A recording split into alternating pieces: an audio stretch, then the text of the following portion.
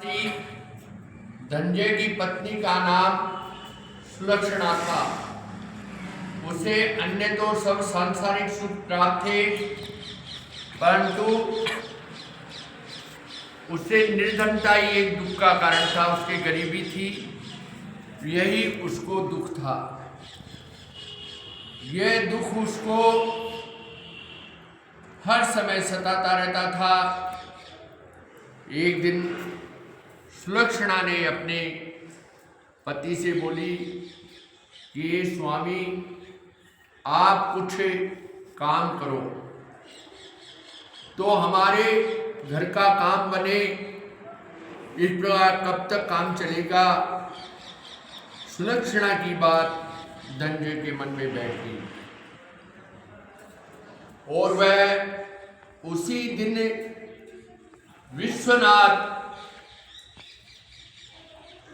शंकर भगवान को खुश करने को पूजा में बैठ गया। वह कहने लगा कि हे देवादिदेव विश्वेश्वर,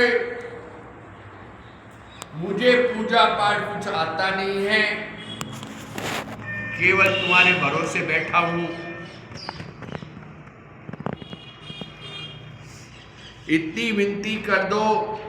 3 दिन तक भूखा प्यासा ही बैठा रहा। यह देखकर भगवान शंकर ने उसके कान में अन्नपूर्णा अन्नपूर्णा अन्नपूर्णा इस प्रकार कहा। यह कौन क्या कह गया? इस सोच में धनंजय पड़ गया और मंदिर से आते हुए ब्राह्मणों को देखकर पूछने लगा,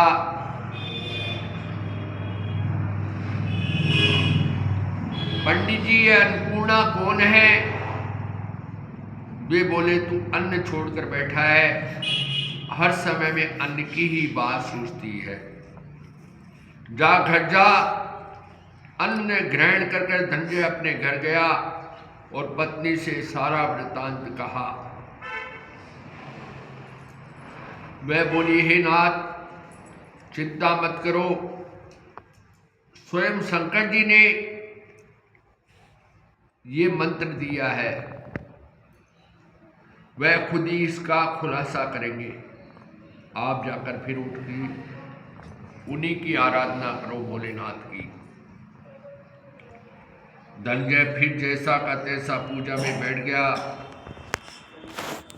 रात्रि में शंकर जी ने आज्ञा दी कि तू पूर्व दिशा में जा, वहां इसका योग लगेगा और तू सुखी होगा।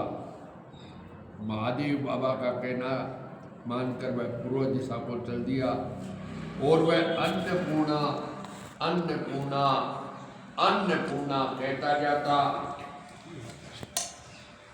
और रास्ते में फल खाता जाता, झरनों का पानी पीता जाता। इस तरह कितने ही दिन चलता गया। वहां उसे एक स्थान पर चांदी सी चमकती वन की शोभा देखने में आई। सुंदर सरोवर देखने में आया। उसने देखा कि उसके किनारे कितनी अप्सराएं झुंड बनाए बैठी है। उनमें से एक कथा कहती थी और सब माता अन्नपूर्णा अन्नपूर्णा अन्नपूर्णा इस बार बार कहती थी। यह मंगसिर का महीना था, उज्ज्वली रात्रि थी। आज से इस व्रत का आरंभ था।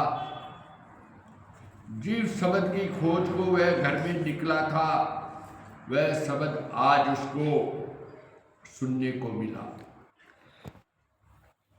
धनंजय उनके पास जाकर के पूछता है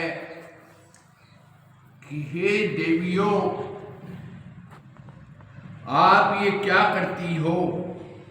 वे बोली, हम माता अन्नपूर्णा का व्रत करती है। धनंजय बोला, व्रत करने से क्या होता है? ये किसी ने किया भी है और उसको कब किया जाए ये समझा कर मुझसे कहो। वह कहने लगी, इस व्रत को सभी कर सकते हैं। 21 दिन के लिए 21 गांठ का सूत्र लेना, 21 दिन न बने तो 1 दिन का उपवास करना, ये भी न बने तो केवल कथा सुनकर माता का प्रसाद लेना, निराहार रह करके कथा करना है। कथा सुनने वाले को न मिले तो पीपल के 10 पत्तों को सुपारी, गुआर पाटा मतलब कुमार, गुआर पाटा का नाम है कुमार, गुआर पाठा के वृक्ष को सामने कर, दीपक को साक्षी कर, सूर्य, गाय, तुलसी और महादेव को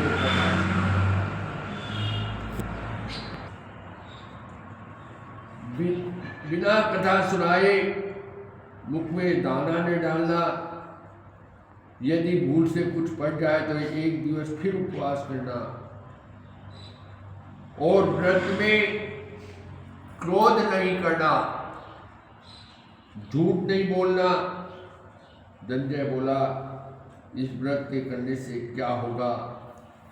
वे कहने लगी, इसके करने से अंधों को नेत्र मिलते हैं, लूलों को पांव मिलते हैं, निर्धन के घर में धन आ जाता है, बांझ जो होती है उसको संतान मिलती है, मूर्ख को विद्या आती है। जो जिस कामना से व्रत करे माता उनकी इच्छा पूरी करती है। धनंजय बोला, बहनों मेरे पास भी धन नहीं है, विद्या नहीं है, कुछ भी तो नहीं है, मैं दुखिया और दरिद्र ब्राह्मण हूं, मुझे व्रत का सूत्र दोगी? वह बोली, हाँ भाई, तेरा कल्याण हो, हम तुझे देंगे, ले इस व्रत का मंगल सूत्र ले। तब धनंजय ने व्रत किया और पूरा हुआ। तभी सरोवर में से 21 खंड की स्वर्ण की सीढ़ी हीरा मोती जुड़ी हुई प्रकट हुई और धनंजय अन्नपूर्णा अन्नपूर्णा अन्नपूर्णा कहता जाता था। इस प्रकार कितनी ही सीढ़ियां उतर आया तो क्या देखता है कि करोड़ों सूर्य के समान प्रकाशमान अन्नपूर्णा जी का मंदिर, उसके स्वर्ण की सिंहासन पर अन्नपूर्णा माता विराजमान है। सामने भिक्षा हेतु भगवान शंकर खड़े हुए हैं। देवता एक चमन बुला रही है, कितनी ही हथियार बांधे पैरा देती है। धनंजय दौड़कर माता के चरणों में गिर पड़ा। माता उसके मन का कलेश जान गई। धनंजय कहने लगा, माता आप तो अंतर्यामी हैं, आपको अपनी दशा क्या बताऊं? माता बोली, तूने मेरा व्रत किया है, अब संसार तेरा सत्कार करेगा। माता ने धनंजय की दिया पर बीज मंत्र लिख दिया। अब तो उसे रोम रोम में विद्या प्रविष्ट हो गई। में क्या देखता है कि वह काशी विश्वनाथ के मंदिर में खड़ा हुआ है। 10 माता का वरदान लेकर धनंजय घर आया और सुलक्षणा से सब बात कही। माता जी की कृपा से उसके घर में असीम संपत्ति उमड़ने लगी। छोटा घर बहुत बड़ा गिना जाने लगा। जैसे शहद के छत्ते में मक्खियां जमा होती हैं, उसकी प्रकार अनेक सगे संबंधी आकर के उसकी बड़ाई करने लगे।